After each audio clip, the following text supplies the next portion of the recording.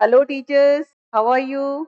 आज हम स्टार्ट करने जा रहे हैं एस ब्लॉक जो पार्ट 2 है अल्कलाइन अर्थ मेटल्स, उसके डीपीपी के डिस्कशन को ले रहे हैं। तो let's see question number 1। Now question number 1 मतलब अल्कलाइन अर्थ मेटल्स यहाँ पर अपन ले रहे हैं। तो क्वेश्चन नंबर 1 हमसे पूछा जा रहा है a metal M forms water soluble metal sulfate and inert metal oxide. Metal oxide in aqueous solution forms insoluble metal hydroxide but soluble in NaOH. Metal M is एक मेटल एम है, वो water soluble metal sulphate बना रहा है। तो metal sulphate तो उसका water में डिसॉल्व हो जाएगा और जो मेटल ऑक्साइड है वो एक्वस सॉल्यूशन में इनसॉल्युबल मेटल हाइड्रोक्साइड बना रहा है। तो यहाँ दो चीजें हैं कि सॉल्युबल सल्फेट है, उसका सल्फेट उसका सॉल्युबल है, सॉल्युबल सल्फेट है, और जो है इनसॉल्युबल मेटल हाइड्रोक्साइड की यहाँ हम बात कर रहे हैं। तो इनसॉल्युबल मेटल हाइड्रोक्साइड हम देख रहे हैं। बट उसने बोला कि वाटर में तो इनसॉल्युबल है और सोडियम हाइड्रोक्साइड में सॉल्युबल हो जाएगा। तो अगर सोडियम हाइड्रोक्साइड में वो डिसॉल्व हो रहा है मेटल हाइड्रोक्साइड, इट मींस वो एम्फोटेरिक होना चाहिए। तो beryllium is a amphoteric metal, A option में हमें दिया गया है। तो हम इसको देखते हैं ए।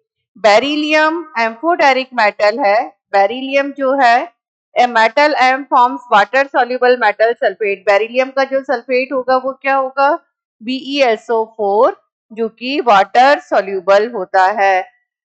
सल्फेट्स का जो solubility होता है वो टॉप टू बॉटम डिक्रीज होता है। फिर है मेटल ऑक्साइड इनसॉल्युबल। अब बेरिलियम का ऑक्साइड है वो वाटर में डिसॉल्व होकर मतलब बेरिलियम हाइड्रोक्साइड बना रहा है। ये इनसॉल्युबल है, वाइट प्रेसिपिटेट है। बट ये बेरिलियम हाइड्रोक्साइड कैसे नेचर का है, एम्फोटेरिक नेचर का है। तो सोडियम हाइड्रोक्साइड के अंदर ये डिसॉल्व हो जाएगा और क्या बना देगा, Na2BeOH होल 4 और Na2BeO2 प्लस 2H2O, ये बन जाएगा। तो आंसर हमारा क्या हो जाएगा, बेरिलियम। बात अगर हम मैग्नीशियम की करते हैं तो या कैल्शियम की करेंगे, तो दोनों ही ये जो है मैग्नीशियम का हाइड्रोक्साइड या कैल्शियम का हाइड्रोक्साइड, ये भी जो है मैग्नीशियम का जो हाइड्रोक्साइड है या फिर हम लेते हैं कैल्शियम का हाइड्रोक्साइड। तो मैग्नीशियम का हाइड्रोक्साइड जो होता है वो इनसॉल्युबल है, बट कैल्शियम का हाइड्रोक्साइड है वो पार्शियली सॉल्युबल होता है, लेकिन NaOH के साथ दोनों ही रिएक्ट नहीं करेंगे। अब आती है बात सिलिकॉन की।